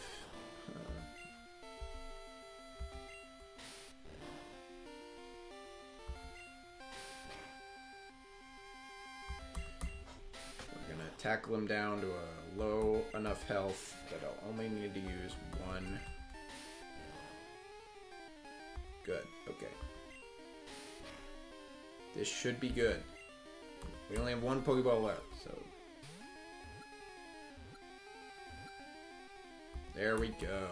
Geodude's really good. Even in modern generations, Geodude is solid Pokemon to get.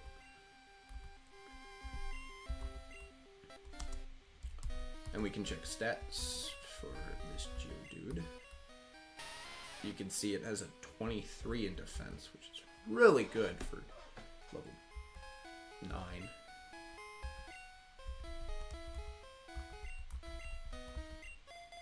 But,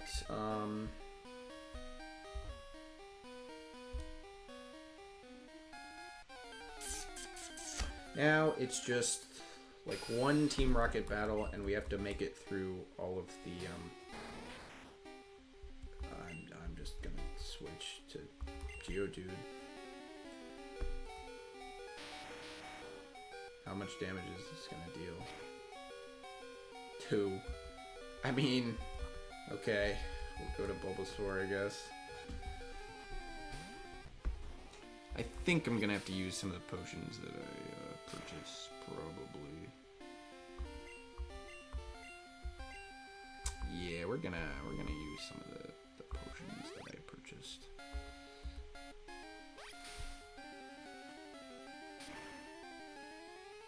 Oh, I can double use potion. Tackle. How much damage does it deal? Ooh.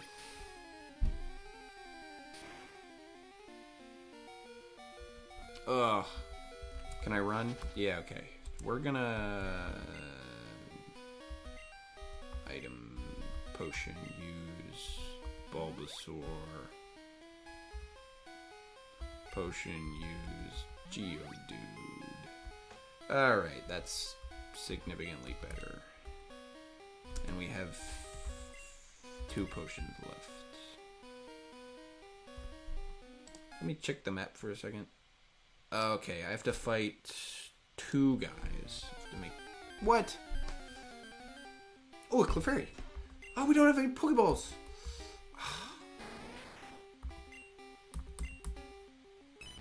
Nuts. Clefairy's... Well, Clefairy's not that good. I'm not gonna lie. But Clefairy is cool, conceptually. Like, you know, it's a cool Pokemon to get.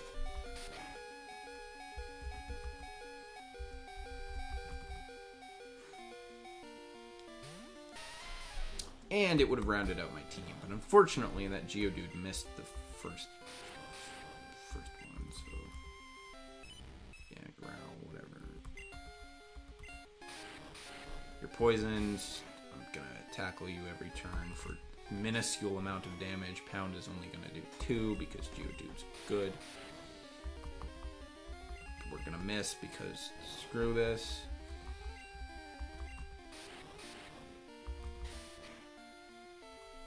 If we can get a crit with the tackle, things would actually go somewhere. Instead of him getting a crit with his pound to bypass most of my defense stats. I'm gonna need to use another potion on Geodude probably. Come on, give me a crit. Oh right, and he's been dropping my attack for no reason, so that's not even gonna... Well, that doesn't even matter. He's gonna die to poison. Yay. Okay. So I have to fight this guy. So Team Rocket is finding fossils, and they're gonna revive and sell them for cash. Even though that's not how fossils work. But, all the Team Rocket guys have whips. Because they're evil? I don't know. Geodude. Geodude's good against normal types. Because normal attacks do, like... They're supposed to do, like, no damage. Instead, they still manage to do, like, 4 or 5. Which is stupid. Well, he's also... defense. How he's still doing like 5 damage? I'm gonna have to pull out Bulbasaur.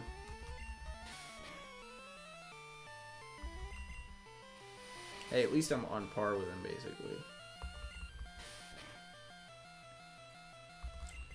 Like if I get a crit or he tail wipes, I think we're beating him.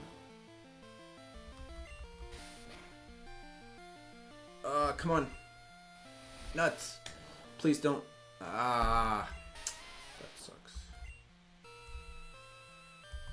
We'll do Bulbasaur because if I don't get...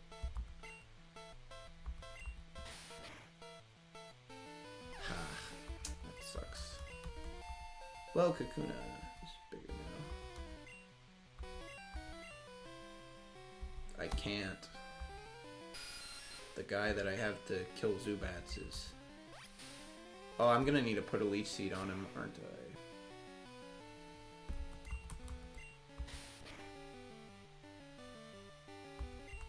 I think I am. Please don't insta-kill. That would be very stupid. I didn't count it last time. That means I have to go Kakuna, and I don't have any revives or anything, so... Yeah, we're pretty much screwed here. But that's kind of okay. We'll get to see the sort of death screen and what happens. And it doesn't happen very frequently in the games, but we will see the blackout Poke Center. Oh, we didn't lose any money. Oh, and our Pokemon are now full. At least I don't think we lost. Did we lose money? Didn't say we lost money. Interestingly, it automatically healed our guys. Although I don't know if it healed everything about them.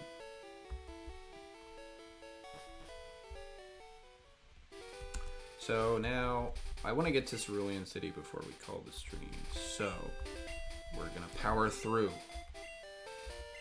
We're gonna make it. It's the first like 3 cities. We're gonna power through all the Zubats that are all super effective against all my guys because screw me.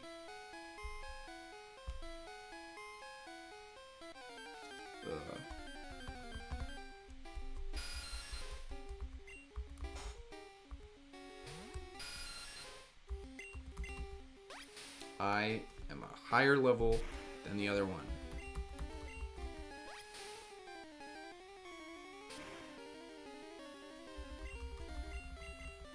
I will win this over time, but it might make sense to just switch to a different guy, actually.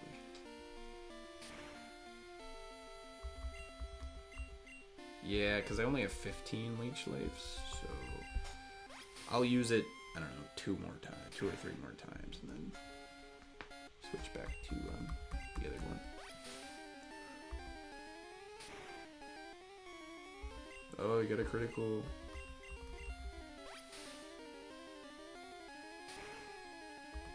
Wish I would get a critical, you know, to keep it fair. Come on, come on. Critical. Okay, there we go.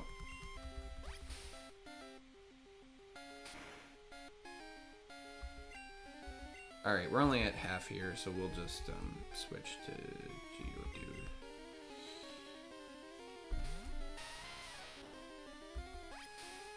Leech Life should not really do that much against Geodude, and it doesn't. Although he still gets to use it twice, because screw that. Okay, Tackle is good.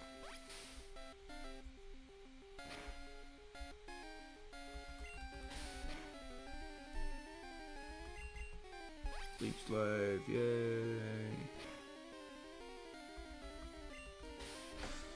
I guess you don't necessarily lose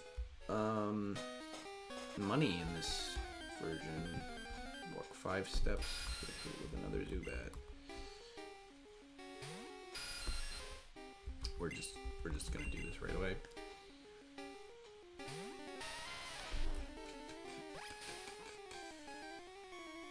Yay! Sarktel from Geodude. Yay! You got another one off. Okay.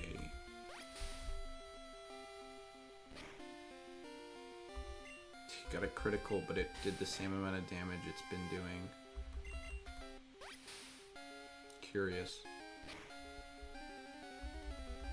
It's doing 2 damage each time. He got a critical and it still did 2 damage.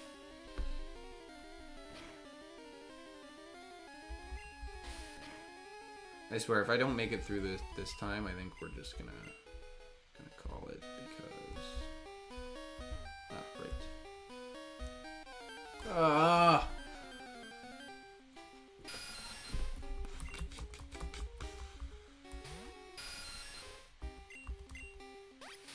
It's level 6. Please do lots of damage. It does not a lot of damage.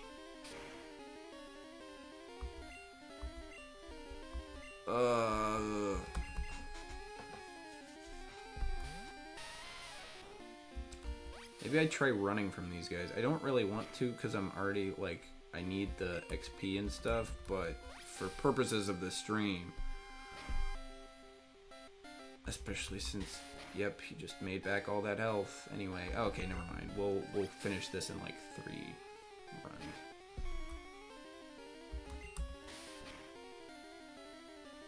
Yeah, okay, he's dead next turn.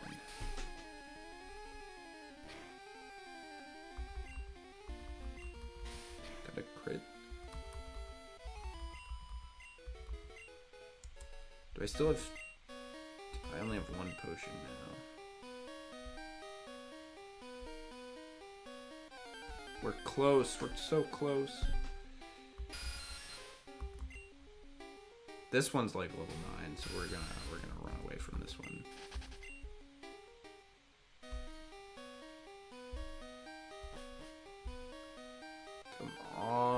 Come on. Come on. He's level 7? Yeah, we're... For purposes of the stream, to finish, to get to Cerulean City and end this.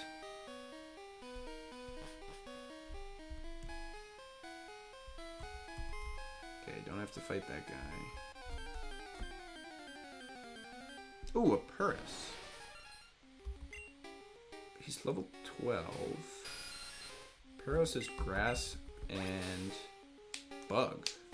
So I actually kind of have a chance to beat this guy.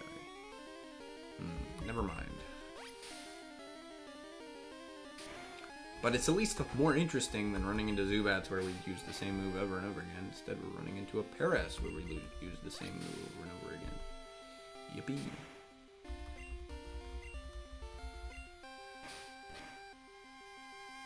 Okay, yeah, we're switching out. Paris is grass, and yeah, we'll do Kakuna then. Kakuna has the poison move, which is poison sting. Wait, I don't know if that's actually good here. Yes, it is. Okay, there we go. And he's poisoned, and he's gonna get hurt by poison, and we're going to kill him here. Now, if I had Pokeballs, I would catch him, but I don't, so.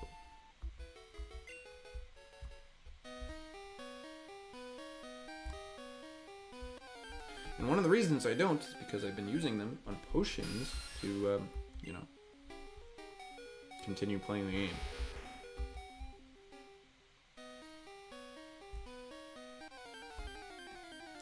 It's literally like 2 seconds every time. Alright, we're throwing Bulbasaur in front of him and Vine Whip. Ouch, oh no, Vine Whip. This should probably insta-kill him, yes. Yay, Bulbasaur is level 14.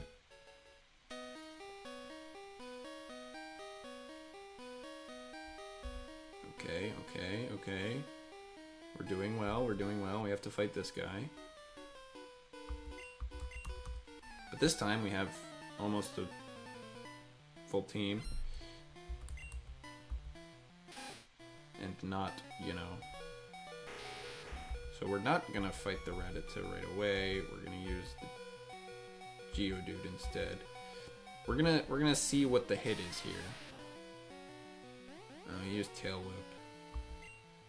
We're gonna use a potion on Geodude. Because Geodude's good to have around. Even though he's just lowering his defense, and then he's going to hit him like any other guy.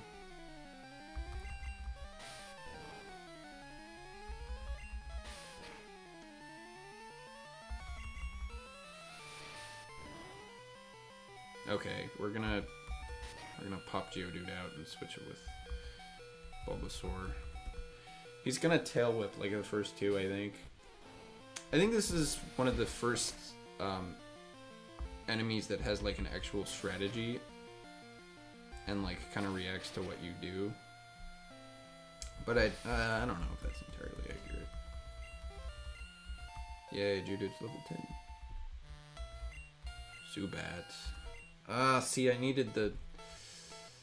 Alright, we'll do Rattata against the Zubat. That's level 13. See, so like my Bulbasaur is level 14, but all my other guys are like level 9. 10-ish. Supersonic is one of the worst moves ever. It makes you guys confused. Fortunately, it has a low-ish accuracy. It's like less than it's 60 or 70 accuracy, so it'll fail consistently enough to be a little bit less annoying.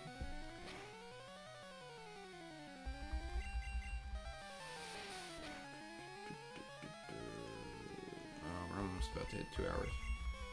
I did not want to be playing for this long, but I do want to get to where I want to get to.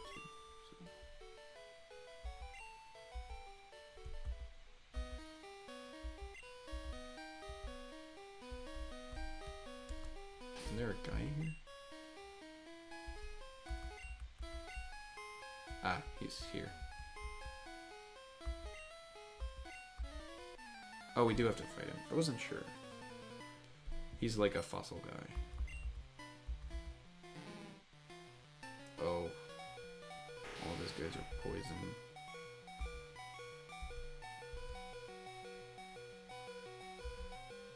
Level 12.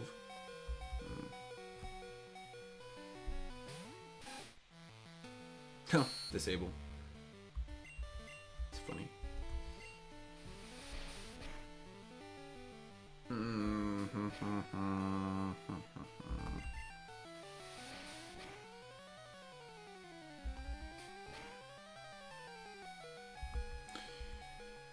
Okay.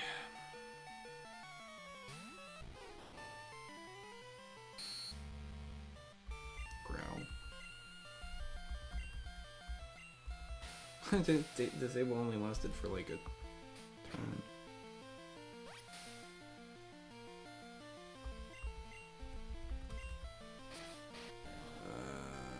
Yeah, no, because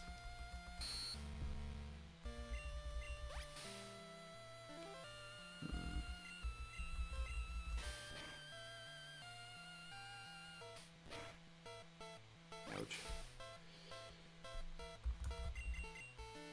Great.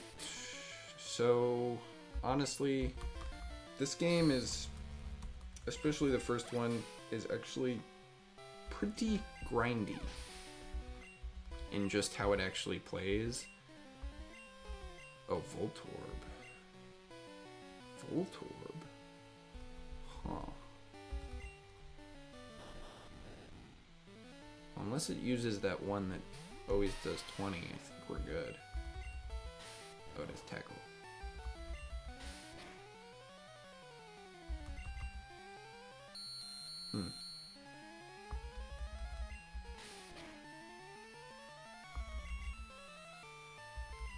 Interesting. We might be able to clutch this. Okay, it still only does 2.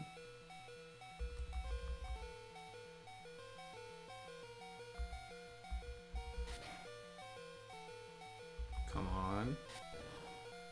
Good. Critical hit still only did 2 damage. Nice, nice, nice, nice. Coughing. I mean, I have to switch into something else. We're gonna do Leech Seed and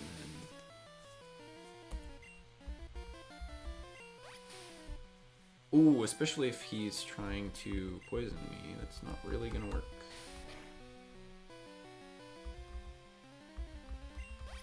Yeah, I think Smog just poisons people, and I don't think I can get poisoned because Bulbasaur is a poison type. It's either that or something else. His tackle still does like 5 damage. Oh no, Smog does work. And it does do damage, it's just not very effective. Okay.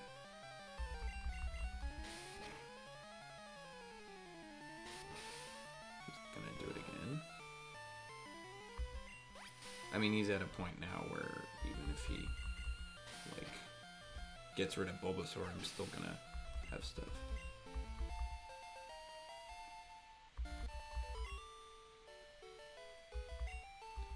So now we get one of these. Dome Fossil or Helix Fossil. I think I like the Helix one. It's Kabuto, maybe. And the Dome Fossil is Almanite. Or no, it's the other way around. Dome Fossil is Kabuto, the other one's Almanite. And we are free. Now, interestingly, as soon as you drop down a ledge here, I think it's this. There's a ledge here where as soon as you drop down it, you can't go back. Which is pretty interesting.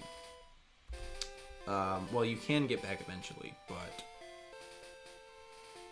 it takes a while. Yeah, right here. Once you drop down here, you can't go back the way you came, which I'm not intending to. So you have to go all the way. You have to go all the way around, basically. Once you drop here, you can't go back to Pewter City or Viridian City or Pallet Town until you go all the way around Cinnabar Island. Or you get Fly, which I don't remember exactly when you get Fly, but yeah. And of course the game specifically has you grind through that Mount Moon so that you immediately go, oh, I'm gonna just jump over and get the thing, and then you're like, oh no, I can't go back. But that will do it for Pokemon Red stream. Let me know if there's anything you want to see for next time.